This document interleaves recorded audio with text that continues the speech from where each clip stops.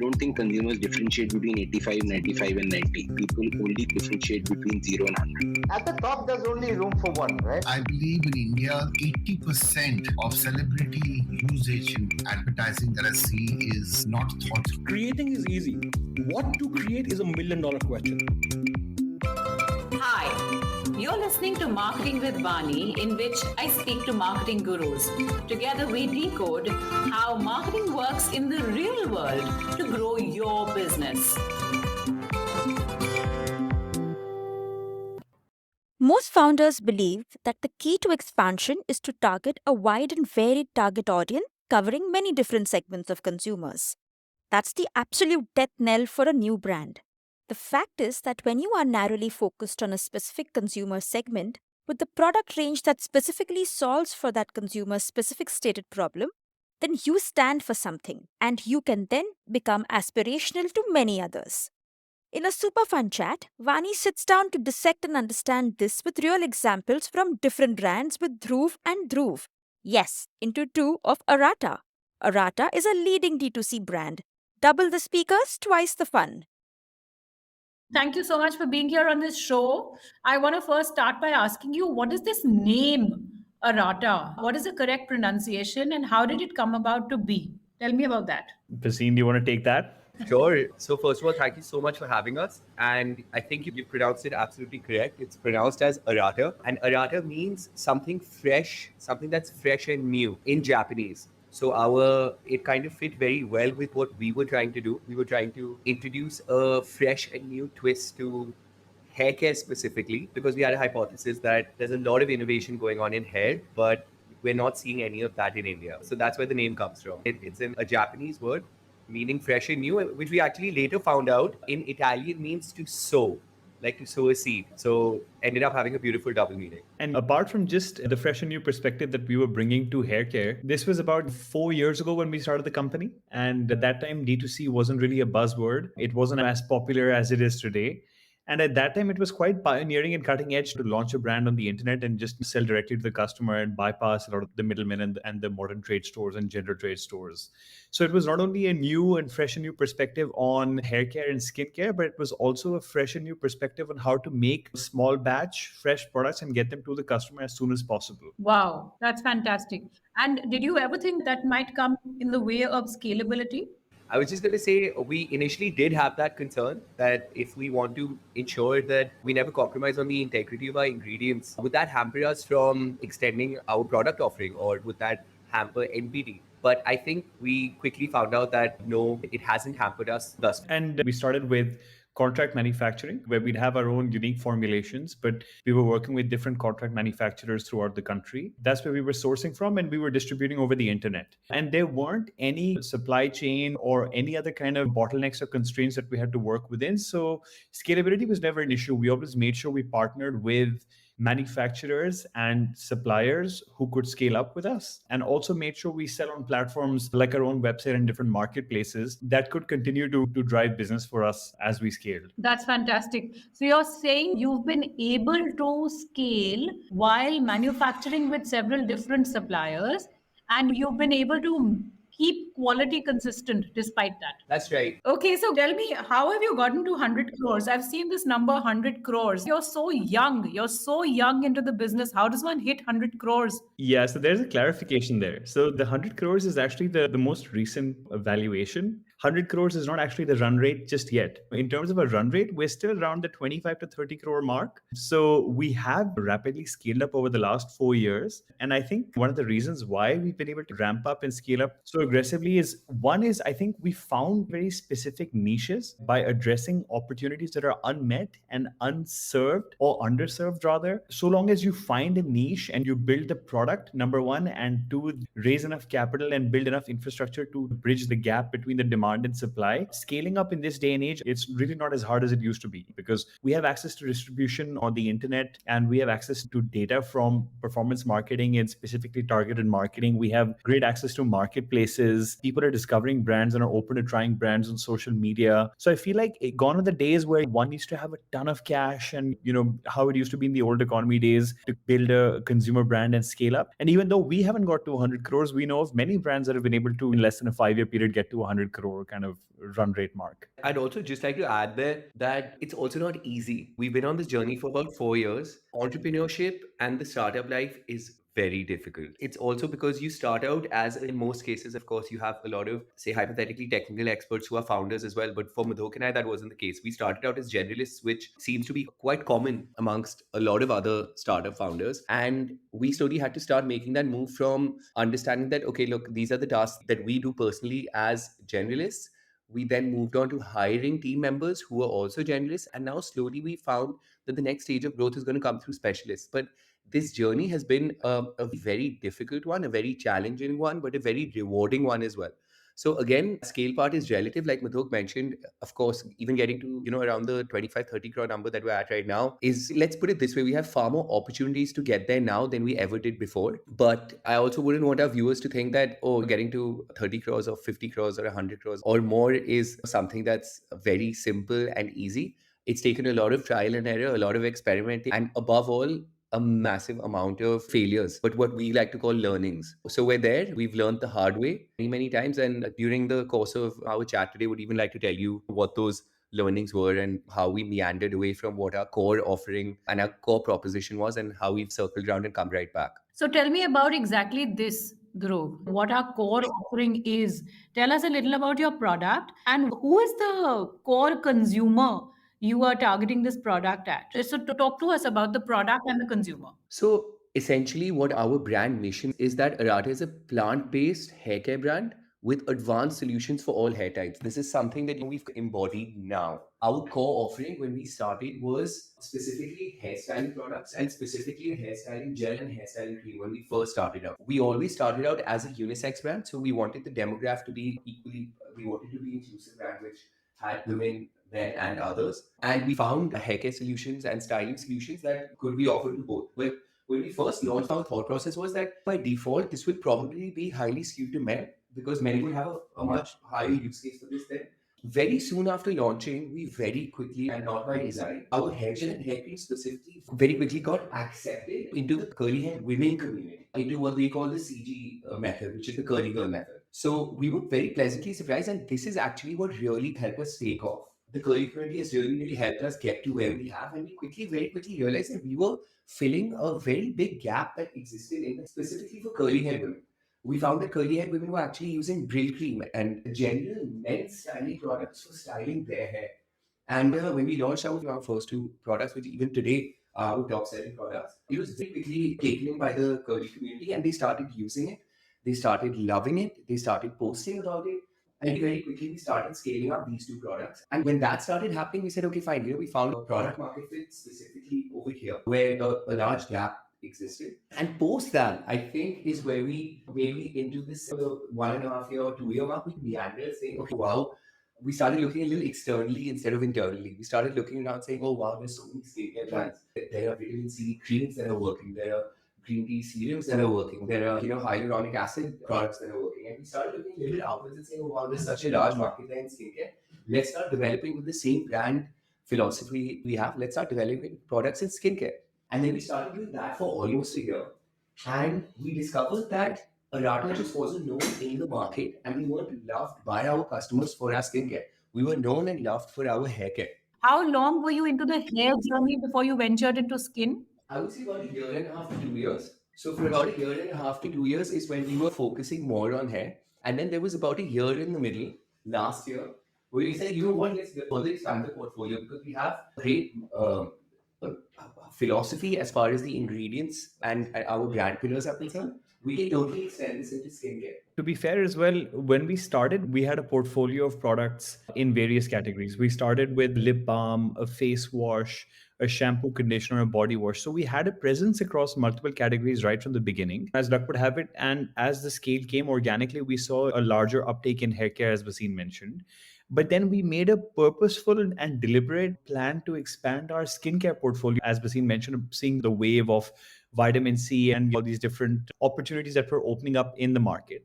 But despite doing that, we did see an increment in sales. We did see a little bit of increase in trial by our existing and new customers for our skincare products. But to date, the hair care products still remain to be the best sellers. And that's made us understand that, you know what, there are a dime a dozen skincare brands, but what seems to be really working well for us is hair. And an interesting insight is that we've discovered is that people know when something works for their hair almost instantly, as opposed to with skin, where you have to try something for months on end to understand whether it has high efficacy. With hair, you use a product, it works, you know it immediately. And if it doesn't work, you also know it immediately. And that's been one of the reasons why we've decided to go after this hair care space, because we're seeing that if people are using our hair care products and it's working for them, then that's a significant advantage that we have that potentially other brands don't. Because we've understood a lot of brands are trying to move away from, or not move away from skincare, but also to beef up their hair care portfolio. And hair care as a market is significantly larger than that of skincare. So it has all worked out well for us to bring us to this point where we have the hypothesis today that hair care is who we are. It's where we want to be, and what our strengths are, and that's what we want to double down on. Wow. Madhok, this was really insightful and useful, but I have two big questions coming from what you've just said.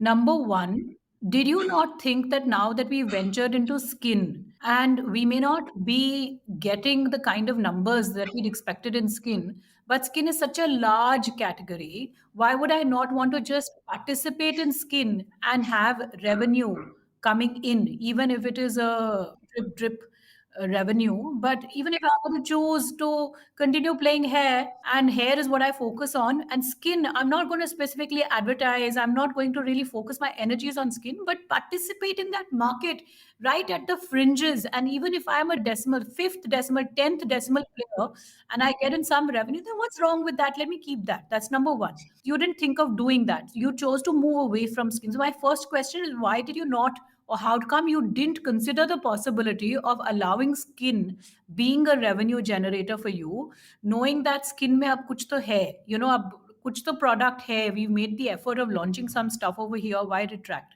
That's number one. Number two, how did you come to this realization? Did you actually do consumer research? How did you figure that women who buy, or let's say consumers who buy my hair products, are actually finding, hey, this works. Hey, I seem to be able to settle with this brand. How did you come to find that out? So we actually did not actually kill our skincare offering, but we rather shifted focus. So we continue marketing and positioning ourselves as a hair care brand. And in fact, our entire new product development cycle, or a new product development pipeline for the year of 2022 and for the most part of 2023, is all hair care focused. So we didn't actually go out and say we want to pull back from the skincare market, because and we have access to, say, maybe a few lakh customers across the country, and there are a few early adopters. But that's not to say that we won't be able to build a sizable offering in the skincare space, because like you rightly said, it's a large opportunity and there's no harm with revenues coming in from there. We've simply just shifted focus and realized that what's working for us is what we need to double down on.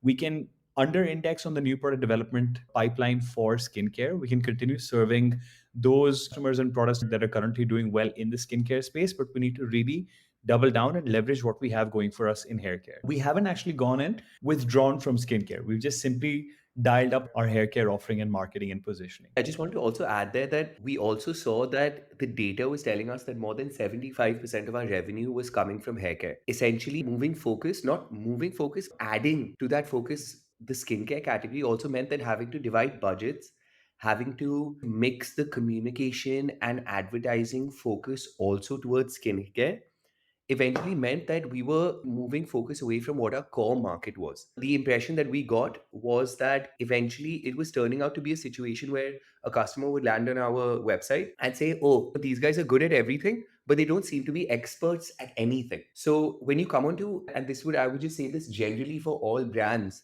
that if I, as a consumer, were to come onto your website and not understand what your core value proposition is, that what is that one problem you're looking to solve in my life, but what you're saying is, oh, everything on my website is amazing and it's going to solve all aspects of your life. As a consumer, I will not believe that. So that's why we also strongly, from a proposition point of view, we decided that, look, the data is screaming at us. 75 to 80% of our revenue is coming from hair care. We are loved for our hair care. So therefore, it was both qualitative and quantitative. We need to ensure that we now build out the business as the hair care experts of India. And we need to ensure that our creatives, copy, comms, everything is in that direction as well. and not diluted. Fabulous, Bhazeen. I'm going to take the liberty of calling you Bhazeen and Madhok for my own sanity, for the sanity of the listeners as well. So, what was spoken in the last few minutes was absolute gold.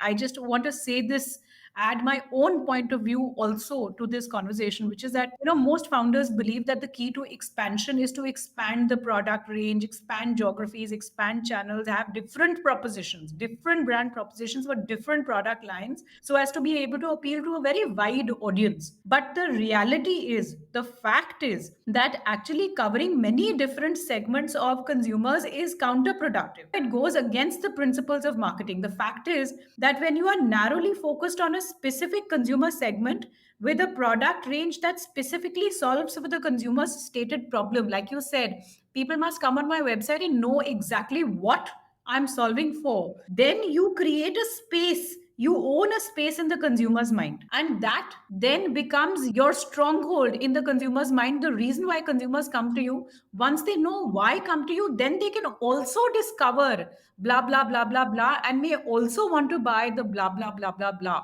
from you.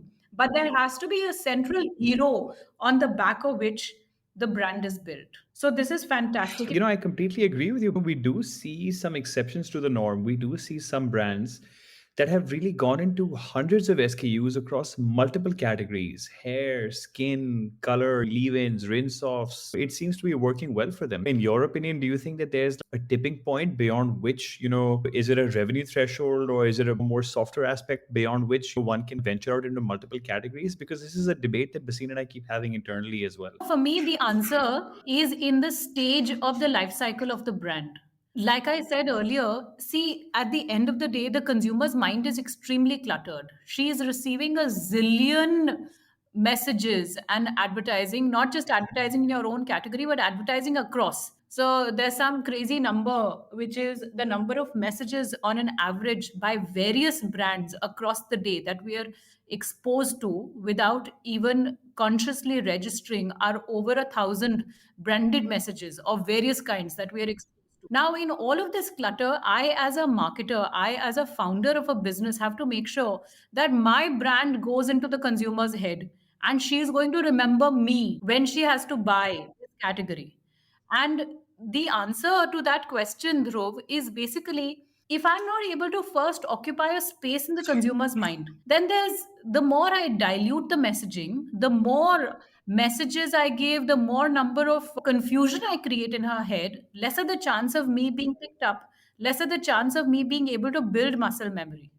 Actually, all brands are built on one hero product, on one hero brand, on one hero offering, or one hero service that I know. For example, if it's a Clinic All Clear is a dandruff shampoo. Now, they have variants which are called Shine. There are variants which are called Daily Clean, for example. I don't know if there is a Daily Clean, but I'm saying that cannot be the core.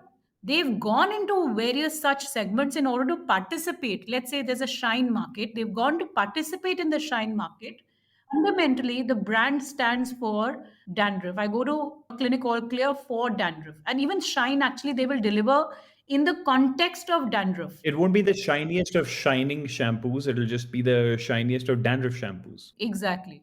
So I'm saying it's more important to be able to own a space in the consumer's mind. Once I'm able to draw the consumer to me for something specific, then for her to trust me on various other offerings is a lot easier. It's like Zivame. You went to Zivame to buy bras.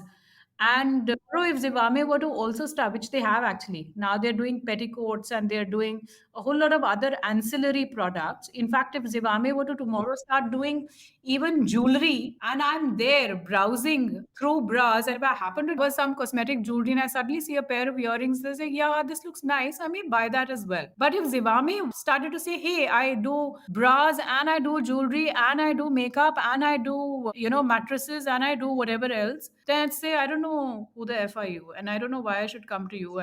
Yeah, I think I'm in full agreement with that, because even at our end, this is a discussion we have almost every single day about how to continuously keep sharpening what our proposition truly is. And I think that's also a dynamic process. It's not something, very often you have clarity on right from the start, because there's a lot of moving parts to it. till you understand, okay, where exactly is my product market fit.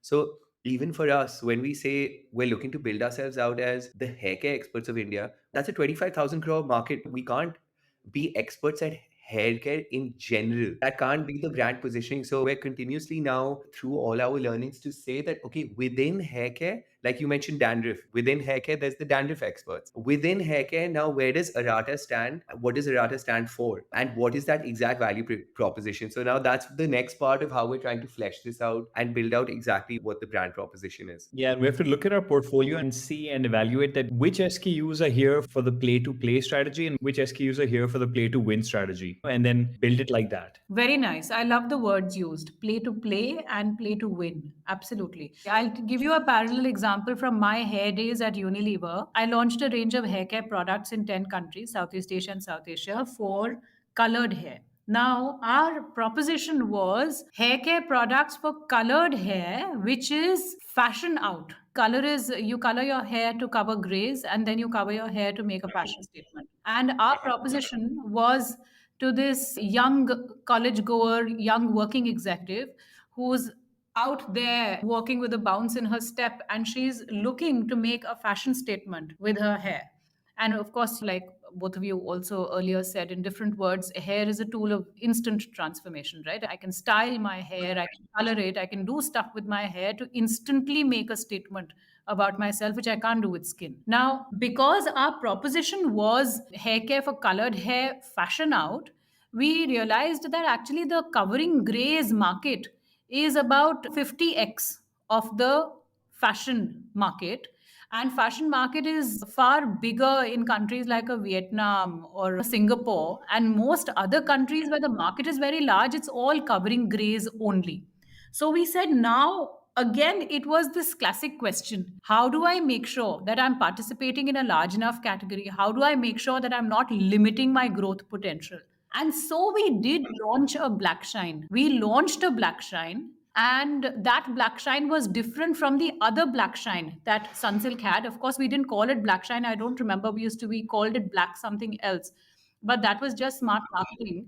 And that black was the play to play versus the burgundy and the light browns, etc., which were play to win. The black was play to play. But that play to play, that black, the market we were competing in, or playing in rather, or participating in, was so large that we said, yahan se dhanda aa raha hai to aane do na, even if that volume contributor of mine is much, much bigger than the segment that I'm advertising. It doesn't matter. So I'm advertising a burgundy and I have less than 10% share of my revenue is coming from burgundy. Majority of it is actually coming from black and deep brown. But that's just fine so long as my brand is built around fashion, and that's what's actually drawing people in. I'm all right with the revenue split, with not in synchrony with what I'm advertising, but then at least my brand occupies a sharp enough position in the consumer's mind. Makes sense. And as a consumer, we probably subconsciously behave exactly the same way. So if we regularly visit a restaurant because we love the pizza there, we'll probably end up ordering a salad and a dessert and maybe a garlic bread on the side as well. So for it to be a wholesome experience, the brand has to ensure that there's some supporting cast to the Oscar winner as well. And tell me, did you ever have a lot of pressure from your investors? Did your investors say, Are, what are you doing? You're playing in such a small category, it is not worth investing in? I think it was actually quite the opposite. Our investors, and just to put it out there, we have some really fantastic gold standard investors. And from the very beginning, they were just trying to encourage us to say, look, find not even necessarily a niche, but just find a core value proposition and stick to that. And in the early days, like I had mentioned earlier, I think we were a little bit all over the place as far as that was concerned. But I think that's probably a part of understanding and exploring and figuring out what exactly the value proposition is. What is the part of the consumer's requirement that you want to play to? And they actually encouraged us to just find a niche, find subcategory to really focus on and put all our energy towards that. Because they said, look, once you find those early adopters, once you find that very strong product market fit, even in the smallest niche, they become your rabid loyalists, and you can then start moving into the larger within which that subcategory exists. You can always start upselling from there. Don't be afraid that the market is too small to begin with. Just focus, try and get as much of that very small niche as you can, become an expert within that niche, and then slowly start fleshing it out more and more. That is the best strategy to go after. So we actually never got investor pressure that the market is too small. Yeah, and if there's always investor pressure that we have to scale up and outperform, which is understandable because as an asset class, venture capital investing is about high returns and correspondingly higher risk. So we have to outperform as opposed to a lifestyle business that's growing organically. But I think we were also fortunate enough to have investors who are seasoned in investing in consumer brands. And they understand that consumer brands aren't usually built the way tech companies are, where it's go boom or bust. And there's a rhythm to business and there's a certain time that, that brands take to build and mature. So we don't have any rush or pressure that we're playing in too small a category or we're not growing fast enough. I think a seasoned consumer brand investor will understand that it takes time to build credibility and the returns from the credibility built over time are exponential. So a brand that's 5 years old is going to be far more credible than a brand that's say 2 years old. So lucky to have good investors who understand the consumer space that way. Yeah, I think that is so precious, isn't it? To be able to have investors who share your vision and who are not, who are on your side for doing business the right way, rather than this undue pressure to expand and get more business at any cost. Yeah, it's essentially the difference between looking to build out to begin with a sustainable business that can scale, or just essentially having a mandate of boom or bust that put everything behind it, and then you're playing against very, very difficult odds. Fantastic. Thank you so much, guys. Awesome, Vani. Thank you for having us. Thank you so much. This episode was brought to you by Cherry Peach Plum. Vani and her team of marketeers and problem solvers at Cherry Peach Plum help businesses solve a wide range of growth challenges by utilizing proven marketing playbooks. Get in touch with us via cherrypeachplum.in if you want to take your brand to the next level. I hope you liked my show. And if you did, please do consider subscribing. I also have a YouTube channel by the same name, Marketing by Vani. Please do check that out too. Thank you.